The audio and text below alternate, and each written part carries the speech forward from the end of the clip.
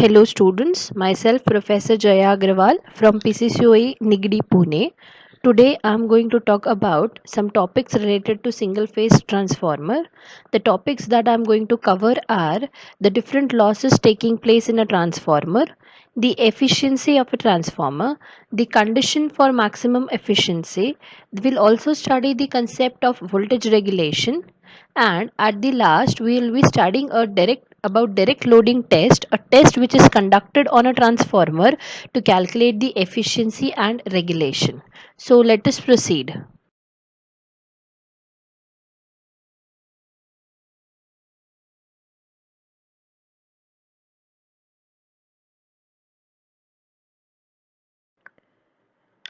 Talking about the losses in a transformer, as we all know that transformer is a static device. It doesn't have any moving part, so there will be no friction and windage losses.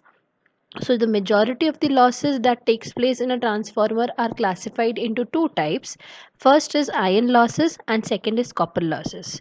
Iron losses are again classified as hysteresis losses and eddy current losses. So we'll proceed to these losses one by one. Iron losses. Iron losses are also called as core losses or constant losses. These are the losses which takes place in the core of a transformer due to the alternating flux set up by the primary current. As we all know that the flux in a transformer remains constant irrespective of the load connected on the secondary side. That is why these losses also remains constant with respect to load. Iron losses then again are classified as hysteresis losses and eddy current losses. Hysteresis losses, it takes place due to the characteristic behavior, that is hysteresis, which is nothing but lagging behind of the flux density B behind the magnetic field strength H. As we all can see from the equation, the hysteresis losses are dependent upon the magnetic flux density as well as on the frequency of operation, and V is nothing but the volume of the magnetic material. To minimize these losses, high grade material like silicon steel is used, which has a low hysteresis loop. Now proceeding to the eddy current losses. These are the losses which takes place due to the eddy current, which are also called as the circulating current. From the equation, it is very much evident that the eddy current losses are also dependent upon the magnetic flux density, the frequency, and also the thickness of the laminations. To reduce the eddy current losses, generally the core of the transformer is divided into lamination or thin sheets, and these laminations are of two types generally, L type and I type. The laminations are insulated from one another.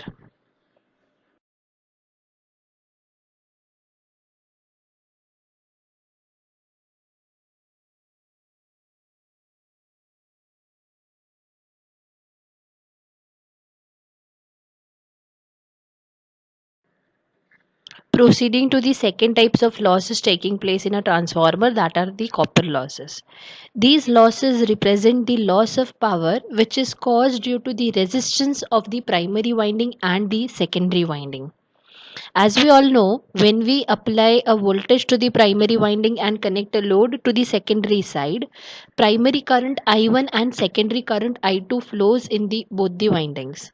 Whenever a current flows in a winding and the winding has some equivalent resistance, the resistor consumes power and dissipate it in the form of loss.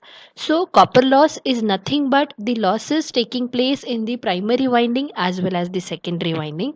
So to sum up, the total copper loss taking place in a transformer will be I1 square R1 plus I2 square R2. These losses are called as copper losses because the transformer winding are generally made up of copper material. Now coming to the point of why these losses are called as variable losses, because as we all know that if I have a suppose I have a transformer of 10 kVA and I give it to two persons. So both the persons will connect different types of load according to their requirement. So if the load connected is different, then the values of I1 and I2 will be different for both of them.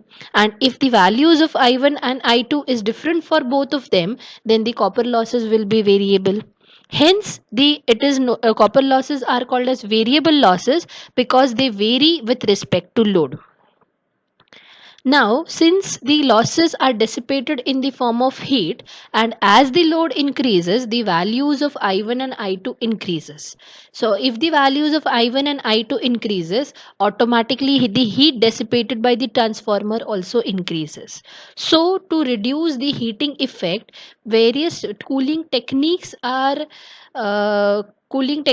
provided in the transformer so that to avoid the excessive temperature rise. Coming to the next part, which is efficiency.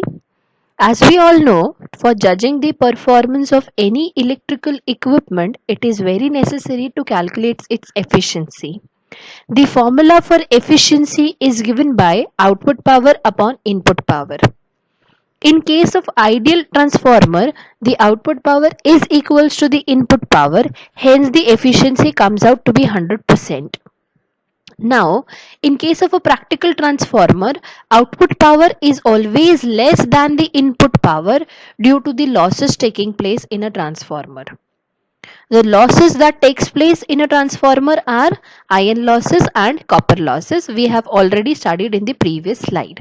So in equation 3, in equation 3, we can say that the efficiency of a transformer is given by the formula of output power upon output power plus iron losses plus copper losses. Now, what is output power? Output power is nothing but the power consumed on the output side, that is the secondary side. We know that on the secondary side is the load connected. So, output power is nothing but the power consumed in watts by the load. Output power is given by the formula V2 into I2 into cos of phi 2, wherein cos of phi 2 is the load power factor. Now, what is load power factor?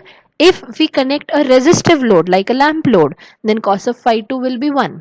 If we connect a combination of RL load, then cos phi will be lagging. If we connect an RC load, then power factor will be leading. So the value of cos phi will change according to the load connected on the secondary side. From equation 4, the output power in equation 4, the output power is written as V2 into I2 into cos of phi 2 divided by V2 into I2 into cos of phi 2 plus iron losses plus copper losses.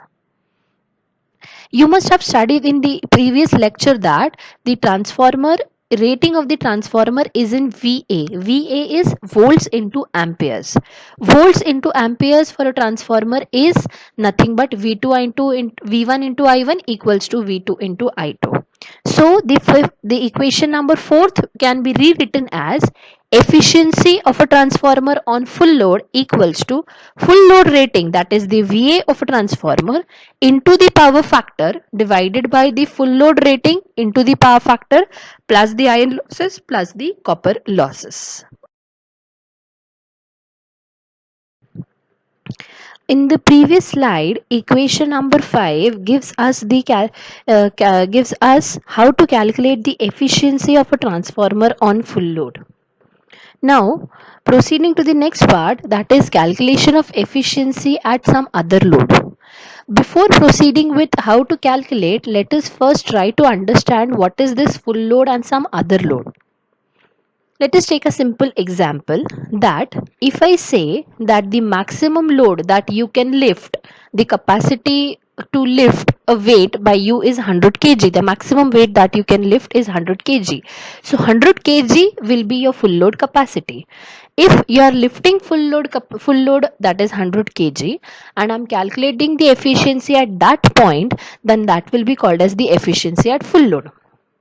Conversely, if at some time you are lifting a weight of 60 kgs and if I calculate your efficiency at that point, then it will not be the efficiency at full load, it will be the efficiency at some other load, that is 60 kg. Now 60 kg is not the full load. What is your full load? Full load is 100 kg. So here we have a factor that is called as the loading factor, which is nothing but the actual load divided by the full load. Your actual load was how much? That you lifted at that point was 60 kg.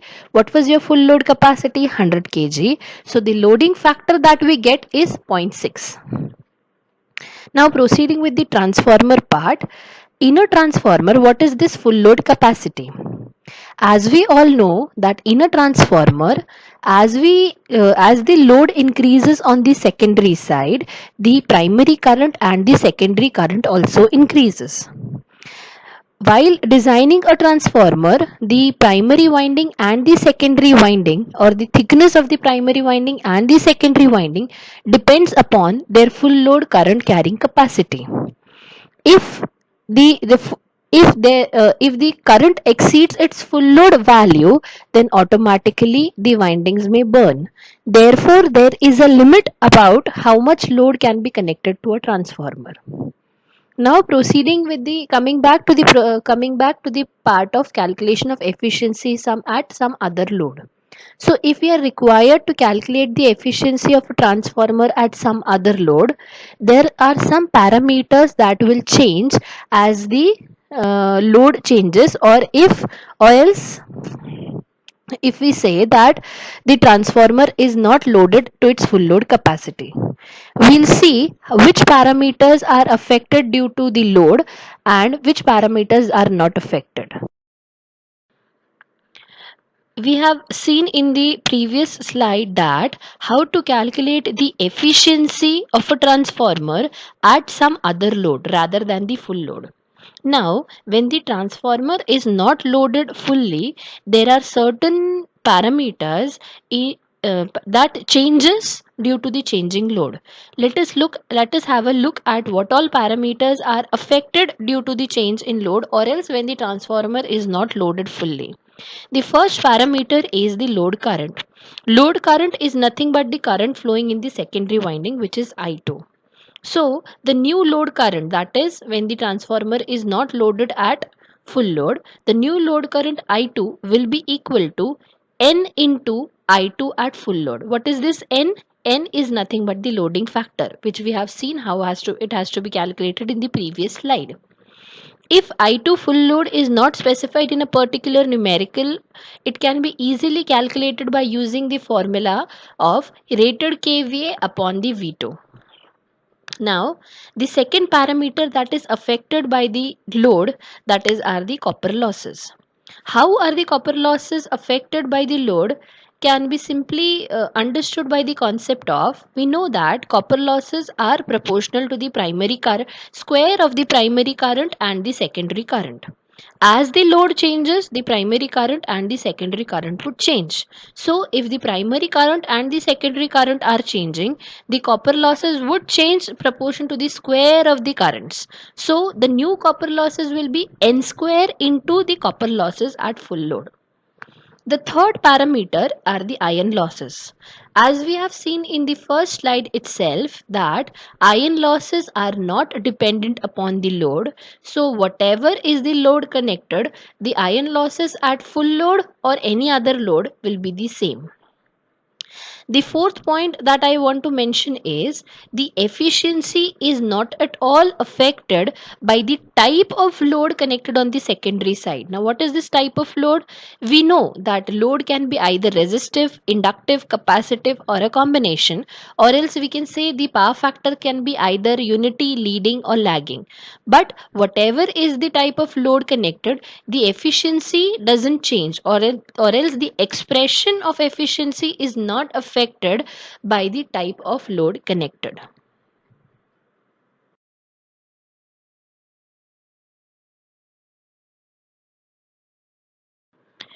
In the previous slides, till now we have studied about the different types of losses taking place in a transformer. Then we have studied about the calculation of efficiency on full load or at some other load. Also, we have seen that how as the load changes, the efficiency is affected due to the change in the load current as well as the copper losses. Now proceeding with the next topic, which is condition for maximum efficiency. What is this condition for maximum efficiency? It means we have to derive a condition wherein a transformer for which a transformer will operate at maximum efficiency. If we talk about the mathematical part, now for any if we see the equation for efficiency, we can see that our efficiency is a function of load current as well as cos phi.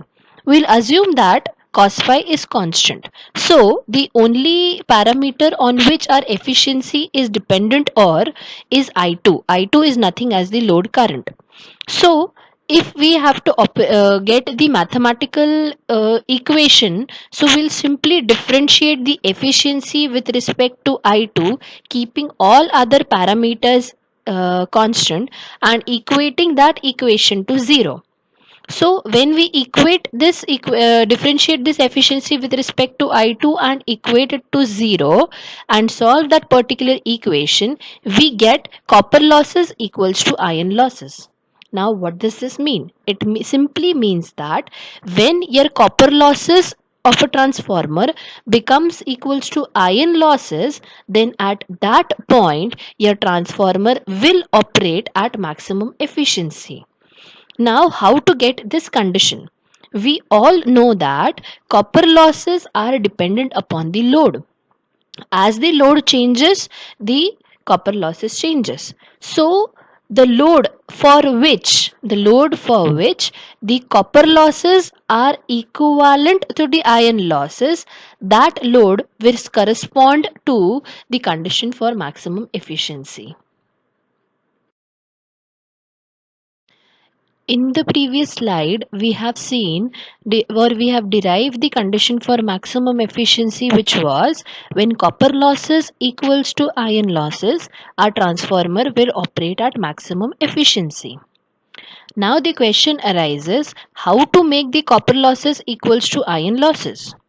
We know that copper losses are dependent upon the load and iron losses remains constant for a particular transformer. So the only parameter that we need to control or we need to vary is the load. If the load is varied, automatically the copper losses are varied or the copper losses changes.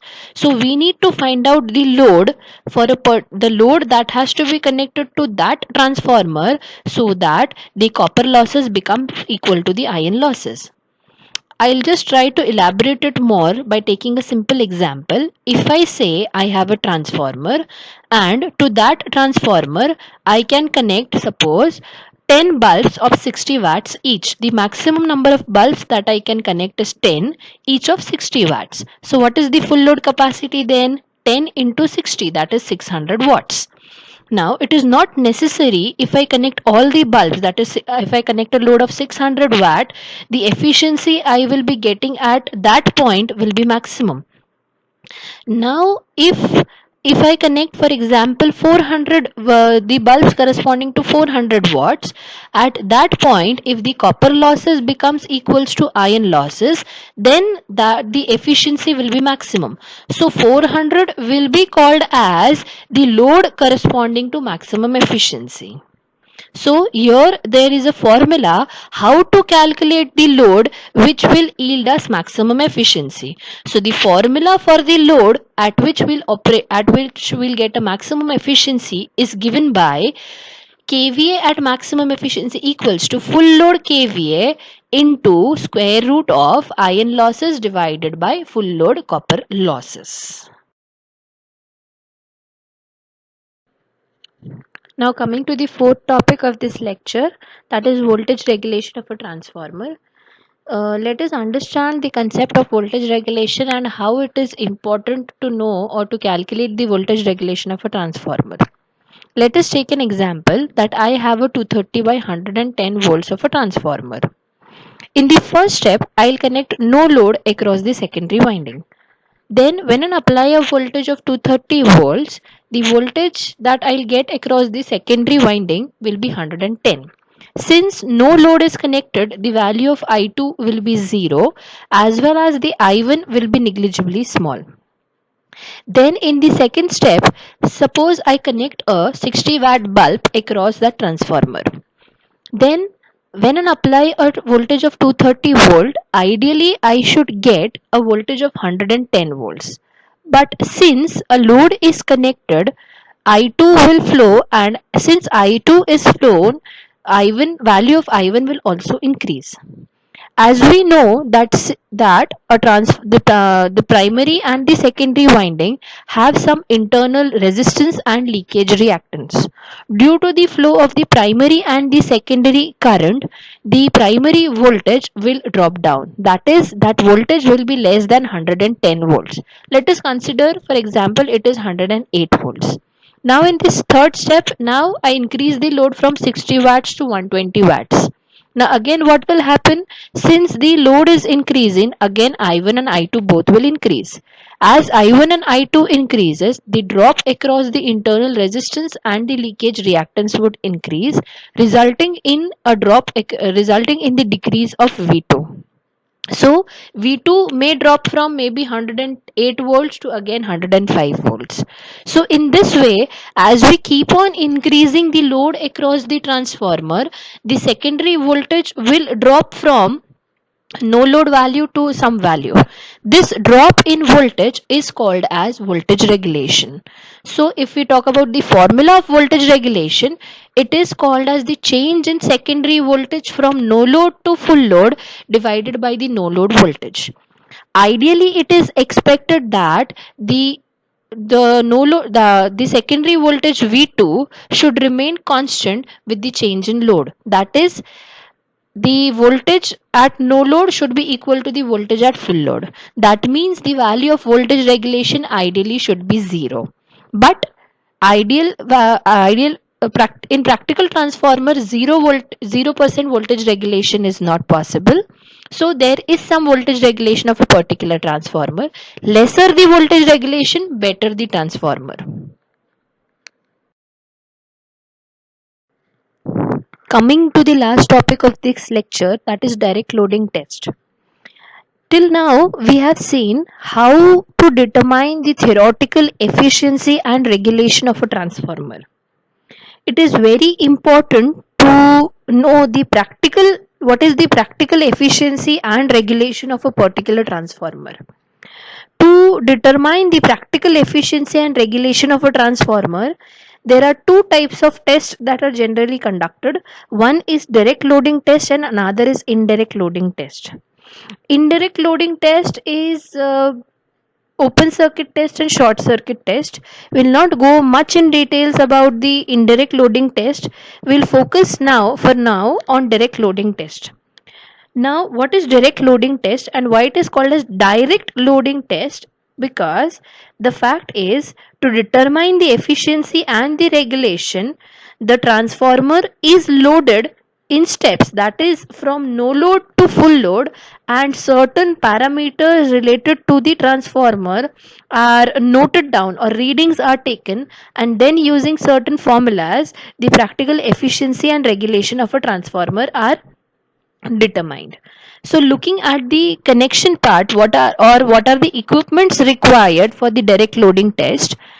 The transformer whose efficiency is to be determined, the primary winding is given supply from a single phase supply, and on the secondary side a variable load is connected. Now in this example, we'll consider that we are connecting a lamp load. Lamp load means we are connecting bulbs, and in steps we'll be increasing the number of bulbs that are to be we'll be increasing the number of bulbs. So let us proceed with the direct loading test.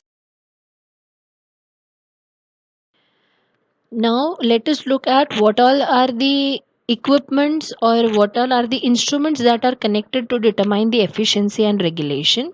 We'll be connecting one voltmeter in the primary winding, an ammeter to note down the primary current drawn by the primary winding, and a wattmeter W1, which will tell us what is the power drawn by the primary winding from the source.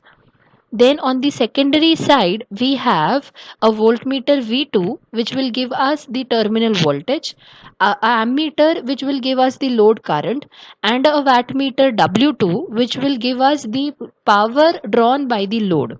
The load, again I'm repeating, the load will be a variable load. Variable load means we'll be taking a lamp load in steps, gradually will go on increasing the number of lamps. So now moving forward with the procedure, for the first reading there will be no bulb connected to the secondary side. That means this reading corresponds to the no load condition. At the no load condition, since there is no load connected, the value of I2 will be 0 and V2 will be equals to E2. Again I'm repeating, E2 is nothing but the no load secondary voltage. Then for the next reading, the number of some bulbs will be switched on, and gradually the number of bulbs will be switched on. So the load will be kept increasing in step. So, and according the values of V1, I1, W1, W2, I2 and V2 will be noted down. After obtaining the observation table of direct loading test, we can proceed with the calculation of efficiency and regulation. So let us say about the calculation of efficiency. As we all know, the formula for efficiency is output power upon input power. Output power is nothing but the power consumed by the load which is connected on the secondary side, and input power is the power drawn by the primary winding from the source. So the formula for as we have already connected a wattmeter in the primary side as well as in the secondary side, so for calculating the efficiency we can directly divide the reading of wattmeter 2, that is the wattmeter connected on the secondary side, upon the reading of the wattmeter connected on the primary side. So in this way we can calculate the efficiency of the transformer for each and every step or for each and every reading.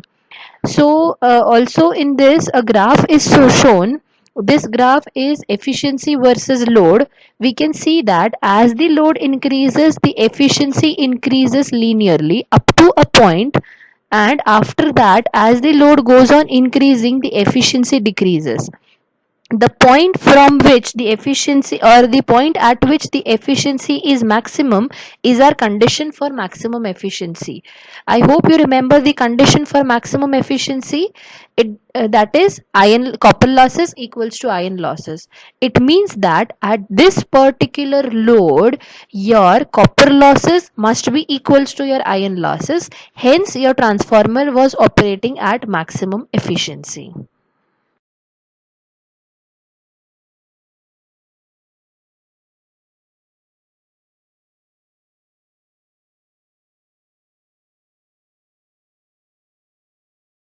So now proceeding with the calculation of voltage regulation from the readings obtained by direct loading test.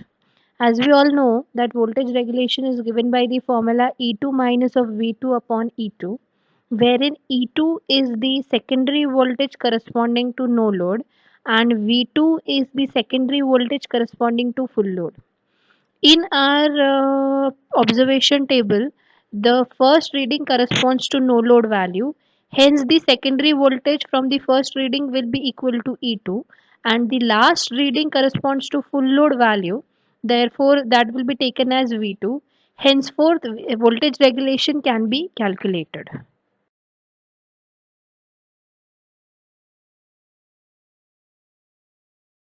So summing up about what did we study in this particular video is we studied about the losses taking place in a transformer, then how to calculate the efficiency at full load, half load, and how the other parameters like the load current, the copper losses are affected due to the change in the load. Also we studied about the concept of maximum efficiency, the condition for maximum efficiency, and the kVA corresponding to maximum efficiency. The third topic that we studied was about voltage regulation, and the last topic that we studied was about the direct loading test, which is used to calculate the efficiency and regulation practically of a transformer. So now in our next lecture we will be looking into some numericals related to efficiency as well as regulation. Thank you very much.